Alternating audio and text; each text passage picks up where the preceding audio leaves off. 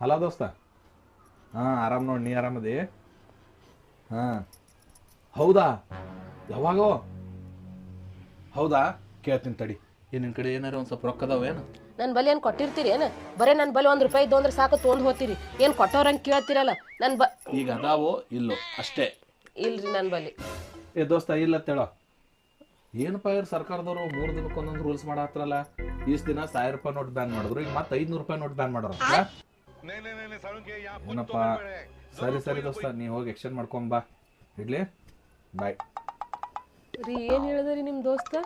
ಏನಿಲ್ಲ, ಏನೋ ಗೌರ್ಮೆಂಟ್ದವ್ರೇನೋ ₹500 ನೋಟೇನ ಬ್ಯಾನ್ ಮಾಡೋರು ಅಂತ. ಅದಕ್ಕಾಗಿ ನಿಮ್ಮ ಕಡೆ ಅದಾವನಪ್ಪ, ಎಕ್ಸ್ಚೇಂಜ್ ಮಾಡ್ತೇನೆ ಅಂತ ಕೇಳ್ದ. ರೀ ನನಗೂ ಈಗ ನೆನಪಾಯ್ತು. ನನ್ನ ಬಲಿ ಒಂದಿಷ್ಟು ₹500 ನೋಟ್ ಅದಾವ್ರಿ, ನಂಗೆ ನೆನಪೇ ಇಲ್ರಿ. ಈಗ ನೆನಪಾಯ್ತು. ತಂದ್ಕೊಂಡ್ರಿ?